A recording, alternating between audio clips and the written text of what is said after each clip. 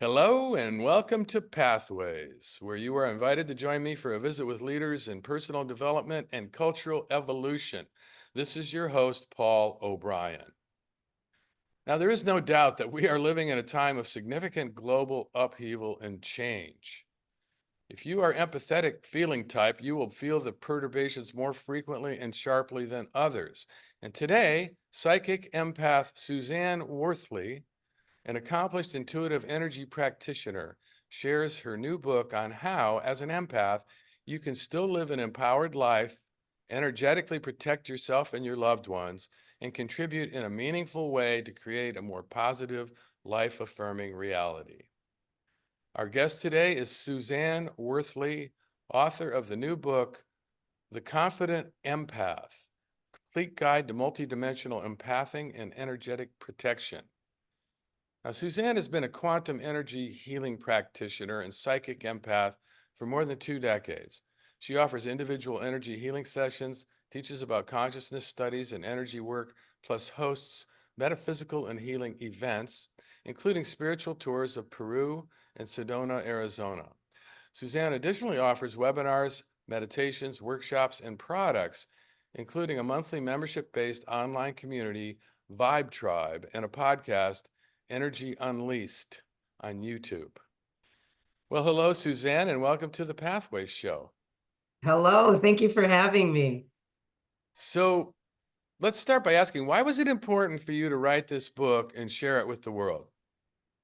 Yeah, I appreciate that question because it is a very timely book, in my opinion. A lot of people that I see as clients that have been coming to me over even just the last 2 years in terms of being empathic and actually now empathing has really, really increased. And I'm noticing how really these volatile energies that we're traversing on this planet are really starting to affect people overall. So I think the timing it was just time. It was time. Now, how can a person tell if they are, okay, we live in these chaotic times, and as you point out in the book, and I'm going to quote you, our collective consciousness field is currently filled with fear, which clouds discernment. Well, is this giving rise to more empathy, or is it simply revealing more that more people are empathic? Or how do you tell the difference between an empath and somebody who's just really sensitive? Because I think everybody's sensitive to the uncertainty and the fear factors. Right, right. There really, if we can start at the kind of foundational concept of there's a difference between being empathic, which is really a birthright of being human. Being empathic is our ability to step into somebody's shoes, to be able to feel what they feel, to be able to really be emotionally connected to their situation or their struggle. But an empath not only steps in their shoes, it takes their shoes and it steals their shoes and it leaves with their shoes, and it takes all of the emotions and the struggles that that other person has and makes them theirs. And so the empath is actually doing a sense of energy transference that's stealing the actual energy, and hence it hurts both parties. So there really is a tremendous difference between the two kinds of energies. So a lot of people think that, oh, I'm just an empath or empathic. I'm just empathic, but they're empathing, meaning having energy transference and vampirism in their field. And that's pretty detrimental to our health. So yeah, you make a distinction between what you call true empathy, which you say is love-based, Mm-hmm. and the process of empathing, Yes. which is fear-based. Can you explain that? Yeah, the way that I explain it in the Confident Empath book is I talk about our human vessel here. We're much like a vehicle of source energy. And so we are connected to that source energy, and our gasoline is our life force. It's our prana, our chi, all of those yogic words that we hear, and then we have a tank, and our gas tank is our auric field. And our auric field is really what we're talking about when we're empathing. And we need to have that auric field in great shape, or we lose our gasoline. And so when we're empathing, we're doing it because it's fear-based. I have no fuel. so I'm going to go steal some. I don't feel good enough. I don't feel enough or safe or worth, etc. And so I'm finding myself working in words like I have to, I can't, I should, I need to. Those kinds of things are very fear-based. And when we move over to the other side of the fuel into a love-based fuel, then we're using words like I get to, I'm choosing this, I'm empowered. So it's a really big difference in the base of the fuel.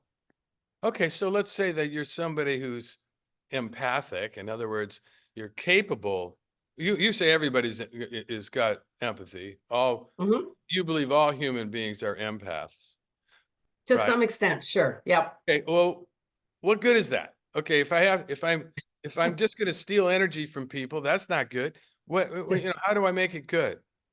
The truth of it is we're the empathy and knowing how somebody feels and being able to relate to them and have compassion is a beautiful thing for oneness. We can find a love-based connection there. But when we are doing this, like taking it and stealing it in that fear-based connection, if we're trained, it's still an awesome thing to be able to be an empath. I'm a full body empath and I love being an empath because I can connect to amazing things that are what we would call invisible to a lot of other people, like land energy or off-planet energy or spirit energy. So to me, if you're trained, being an empath even is just a fantastic way to connect. It's awesome. But most of us aren't trained because no one really knows even the difference between empathy and empathing.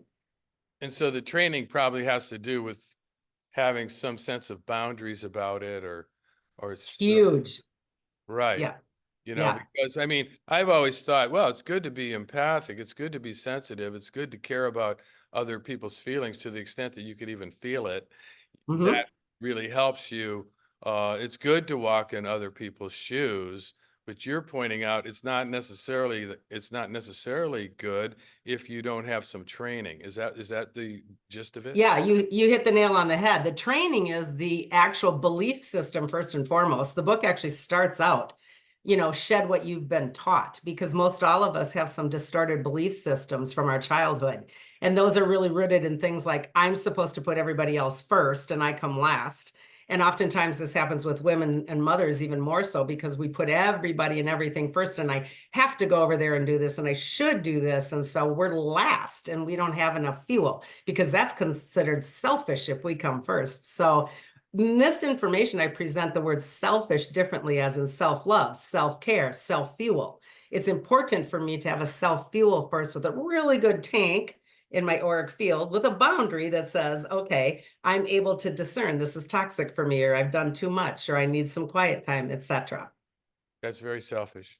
I remember I I remember once when I was kind of coming of age, I was in college, and um, I had this argument or this altercation with my mother, and I had been brought up in a very strict Catholic family with 7 kids, and Yeah. the word selfish was really a weapon of control, uh, Yep. and it was used quite often. And then my mother says to me this particular day, she goes, "You're you're just selfish. You're just being selfish." And I had the presence of mind for the first time in my life. I said, "You know what? I am selfish. I am 100% selfish. I have never done anything I didn't want to do for some reason or another." And I said, "You know what? The same thing applies to you." And I think selfish is just a word that controlling people use to manipulate others. I don't think there's anything righteous about it. But that was the last time she ever called me selfish. I can just see your mouth like dropping as you're talking. Yeah, that's pretty bold. But a lot of us, and I'm not making fun of people's dogmatic beliefs, but a lot of us Catholics, really did have the selfish hammer over our head all day long. I'll make fun of other people's righteous beliefs if I'll fill in for you. Okay. Okay, well, how did you just a kind of a general question for our audience? What's the difference between empathizing and reacting with sympathy? Well, sympathy really holds a lot of pity and woe is me for that person under there. And actually, what that's doing then, Paul, is it's giving my beliefs are putting a judgment on that person that they're not enough or it's not enough or their situation isn't good. So we're really throwing down judgment when we work with pity and sympathy. There isn't like a neutrality to it. And when somebody's really going through a spiritual balanced journey, we really hold neutrality in observer mode. We don't, pity. We don't have sympathy. We just hold empathy.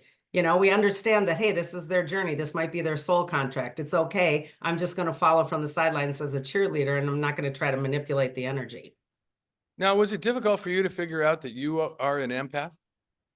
Well, the word didn't, it's a buzzword that's like everybody uses it like Kleenex and Xerox now, way back when that wasn't even a thing. It was just we were highly sensitive with quotes around it.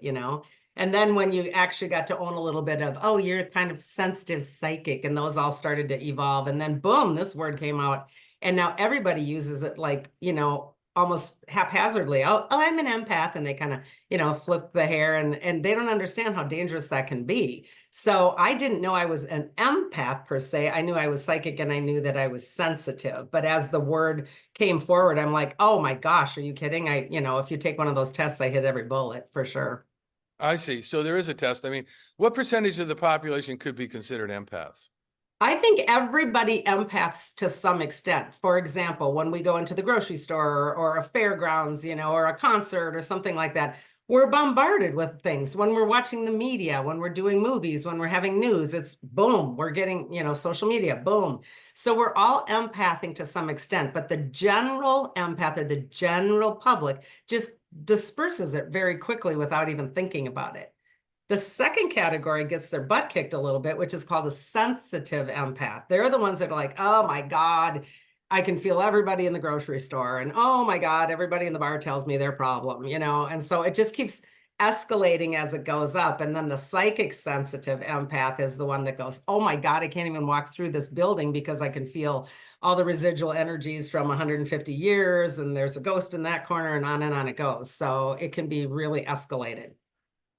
You know, growing up, I was a sensitive child, and astrologically, I have moon in Cancer, which adds to that. And I always considered it a curse. I say, oh, fuck, I don't want to be so sensitive. Yep. It's not helping me. And, and I sort of admired, leaders and such who were just more hardcore. And that brings up a class of people who are not empathic, in fact, who are anti-empathic, which are narcissists. Yeah. And narcissists are, what everybody's got parts that are narcissistic. Every 2-year-old's a narcissist, but most of us outgrow it, but some people don't. Oh, yeah, some don't. I'm thinking of an ex-president in particular. And, and you look at somebody like that and you say, oh, that's the secret of his success. That's what I need to do to be successful. I need to become less sensitive. What would you retort to that? Yeah, the difference is this. Those people do have a whole lot of stuff going on, and that narcissist is actually still empathing. They may not have empathy, but they are definitely empathing because they are bombarding everybody's field and stealing it because they have no self-worth under here. They have no self-control. They have no self anything, and they're presenting as something that they truly aren't. Most of us see through that, right? And so they are really empathing with their behaviors and their vibrato. So they may not have empathy, but they're still doing the energy stealing. They're the dangerous ones. And most oftentimes they're very controlling. They're very mesmerizing. They can, manipulate the crowd, the media, etc. We all know that. And so those are very, very dangerous people. And most of the time they are in personal relationships with people that are very empathic and really not able to hold their ground to their boundary, and they just suck them dry all day long. So it just keeps going. They're dangerous. Yeah, for sure. And Yeah. we are looking at that right now. Yeah, right. And I mean, that's right there, that's scary stuff. And so think of the confusion when they present themselves as, this is the way that I got my power, and I have to be, I have to cut off feelings. Well, that's the crap that we've been living in for how long, for eons of, the bull crap coming down from patriarchal top-down management style. It's all fake. Because why? Because if you truly felt and you really feel, you would never treat people the way those people treat people. And so, yeah, the feel center is what this is all about. And it's been pretty messed up in a lot of people for eons. For sure. Now, you trained yourself over years of practice to use your psychic sensitive abilities of empathing to do your work and live your life as an intuitive. You know how to, I'm quoting you now, you know how to turn empathing on and off, and most empaths do not. So is this something that you teach people? To what extent do you think your book is going to help people learn how to do that? Yeah, I definitely wrote the book because I did not have that training and it was a lot of hit or miss. And so there's a lot of empath books out there, but they're mostly talking about people to people. And I believe that's a huge piece of this. But somebody like me was actually really getting affected by the multidimensional worlds, by the spirit world, by the land, by the buildings. And that's why I put all those client stories in there, which are quite fascinating because we don't think about that. That's where I really got in trouble, as being a psychic sensitive. And so I train people with the book. I have a class, in fact, the first weekend of May here in Minnesota. I do it up in a haunted hotel because it's got really cool energies that we, traverse the whole weekend. I definitely train my clients. I do all kinds of things in mentoring with it. And the book has step by step by step actual protocols and strategic, steps, literal steps to go through it. So I Right. think it's super helpful. Yeah, me too. I enjoyed it. And now you point out in the book that there are different kinds of empathy. And you mentioned emotional empathy, you mentioned compassionate empathy. Can you speak to the different types? Well, we have all of the different empathies. We have emotional, which is really more in our emotional field. I want to talk about that a second and segue off because the emotional field is very interesting for the empath and empathing. Most of us think that we're feeling. Humans think they're feeling, and they're actually think feeling. And this is really a big piece of the book, is to really cultivate your true emotions and understand your feel centers that are real true feels. So I would say something like, hey, Paul, how do you feel about that? And you're like, fine, Paul, that's not a feel. Okay, that's good. No, that's not a feel. We don't get to the feels. And so this is really important for the emotional empathing. The mental empathing keeps us in that actual hamster wheel, and it just goes around and around and ruminates, and we never get to the feel. So all of these things that we do, we want to get into the belly of the sacral. And most people hide their feelings, or we're taught that those aren't, especially poor men, God forbid, don't feel. That's not masculine. That's not what we do in this family, all of that. And then poor psychic people, we've been called nuts since day one. You don't really see that dead person. Well, kind of I do, Grandma, So it's these different areas have been really kind of squashed out of us over the years. And it's important for us to own that we have all the different fields. We have a physical field, an emotional field, a mental field, and a spiritual field. And empathing happens in all of these. Do you think that this is a golden age of empathing? I mean, given all of the stuff we have to deal with, the chaos, the uncertainty, um, the complication. I mean, life is so complicated. Do you think that that's actually pushing us through some kind of initiation towards becoming more empathic? I do. I love the word. Yeah, it's the ascension process. And if you study ascension, you know that this is a disillusionment of the hologram of patriarchy. We're getting rid of the holographic programs that keep us enslaved. And the only reason we're enslaved is because of the trinity that is stuck within ourselves. We don't feel safe. We don't have worth. We don't feel enough. These are the buzzwords that kill us all. And we don't understand they're all illusionary. So a lot of empaths have incarnated, in my opinion, on this planet during this ascension time period to activate others in their feel centers so that the true feel of emotion, which is the most powerful, comes forward. Because boy, in the past, we've had thought and we know our action. That's only two of the Trinity. We have thought, emotion, and action. We've been programmed to just think and told how to act. But boy, oh boy, when we get our true feel emotion inside of us, my emotional body says, oh, hell no, I am not believing that. Or, oh, no, no, no, not that person. Or, so this is the power that's being ignited right now because the empaths are back on planet. I think it's super important. You talk about soul contracts in the book. I found that fascinating. Um, Mm-hmm. and so it seems like, well, I'd like you to define that for us, but also I'm questioning about, you come into this lifetime and you have somehow we get these core beliefs that you mentioned. I'm not good enough. Yep. I'm not safe. I can't handle it. Whatever those core beliefs are, is that part of our, did we make a soul contract to come in and have to deal with that kind of thing?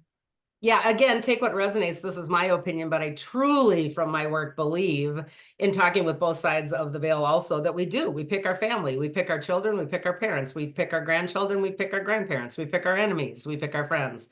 And so these soul contracts, the ones that are really, really important to our growth, yes, we do, in my opinion, pick them. And oftentimes we have a really difficult childhood of, say, like abuse or abandonment or not being seen or heard, because that's the curriculum that I signed up for. So my goal in being the empath is to come through that curriculum and find the other side of empowerment, not fall victim to the curriculum. And this is tough because people don't really think or talk or study enough, in my opinion, about soul contracts. So my belief systems change when I can honor the fact that somebody has signed up for that. I've signed up for being sick. I've signed up for losing my job. I've signed up for losing my kids. And we can have a different feeling, and pity and sympathy and manipulation. All that stuff goes away when we can honor soul contracts. I sort of half remember asking to be sent to Utopia, and it hasn't worked out that way. I don't know, from your backdrop, I think it looks a little utopian compared to Minnesota. So I don't know. Well, there's been some good things for sure. Um, so, years ago, before you became fully aware, you had an extremely negative encounter with a powerful psychic vampire. Tell us about psychic vampires. Oh, yeah. This was a gal that wanted me to be involved in a pretty powerful project that would have given her a lot of money and fame. And I was really an integral piece of that. And without me, the project wasn't going to move forward. And when I actually got to know this person a little bit better, I found the integrity level was just not there. And I stepped out of the project, and she was more than ticked. And she lived quite ways away from me, a couple states over. And when we left that, parted from that actual time together where we were doing kind of a retreat to see if this would work, I could feel the daggers coming across the country, across the states. I could feel the manipulation just come in. I mean, it was crazy strong. And I would be seriously like doing the dishes, and all of a sudden this manipulation energy would just come oozing through my house and strangle around, cords around the body. And it was insane. So like I said, there wasn't a lot of training for me. I learned a lot of this stuff on my own. You can only cut so many cords until you have to figure out some bigger boundaries and some stronger stuff, right? And how did you defend against that, or how did you learn to defend against that kind of thing?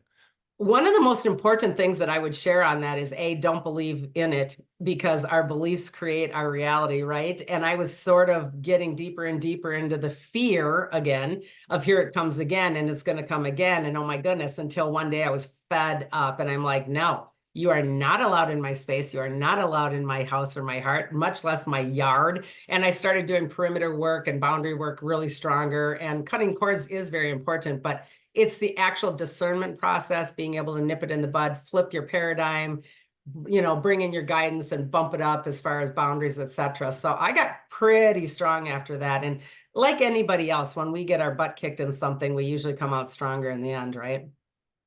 Is there any way to help people like a psychic vampire or a narcissistic personality disordered person? I literally do have compassion for them because I know that they're struggling with their worth value. And so we coin it love bombs.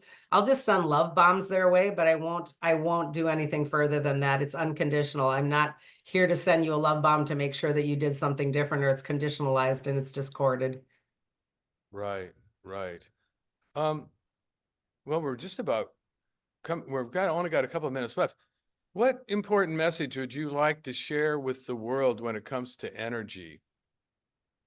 Well, everything is energy. I mean, my whole life became energy. I was corporate for a long time, and then I realized even when I was corporate, I was working in energy. That's all it is, and we are. And so the more adept someone can be in working to understand the difference between the fuel of fear versus love, using the words I have to, I can't, I should, I need to, that's all unempowering. Really standing in your place of power, saying, I'm choosing this, I'm doing this, that's the start. It really is. Right.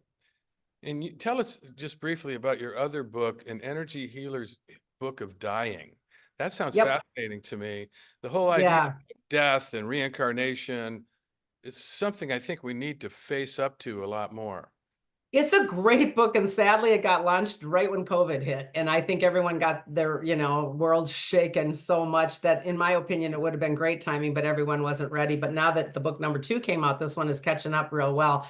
It is my experiences of being a hospice worker with a psychic vantage point. So it literally is the death process, how I see it as I help people die and cross over in terms of shutting down their auric fields and their chakras and their fuel and working with their belief systems. And the client stories in there are amazing. It's really, I think, a very beautiful book. We're all Well, going to die, you know? I know, it's very timely, especially the older we get. I think I'm going to get that book and ask you to come on the show and talk about that one too. Yeah, it's a great book, and I get a lot of compliments on that. I love hospice. I think it's such an honor. It's such an honor. Well, Yeah, thank you for doing that. you're And welcome. there's so much more we could explore. Your book is chock full of stuff, and we've barely scratched the surface, but we have run out of time. And I want to make sure to tell our listeners about your website, which is www.sworthley.com. That's SWORTHLEY.com, as in Suzanne Worthley. And for those who may have tuned in to Pathways late today, this is your host, Paul O'Brien, author of Intuitive Intelligence, a book that shares the theme of pathways, which is personal and cultural evolution. Now, don't worry, you can play and or share this interview whenever you want via the internet as a free podcast, and I'll tell you how in a minute. Today, we've been visiting with Suzanne Worthley, author of Confident Empath, the complete guide to multidimensional empathing and energetic protection. And I want to say thank you to all of our listeners for tuning into Pathways, which is broadcast and streamed on the internet at www.kboo.fm every Sunday morning at 8:30 USA Pacific Time. But even better, podcasts of today's show, which you can listen to and forward to others, are available for free at divination.com, and that's spelled D-I-V-I nation.com, as well as via iTunes, Paulo's YouTube channel, and other free podcast servers. This is Paul O'Brien reminding you to tell your friends about Pathways Radio and podcasts. And thanks again to Suzanne Worthley and to all of you listeners for tuning in and being a part of the Pathways conversation.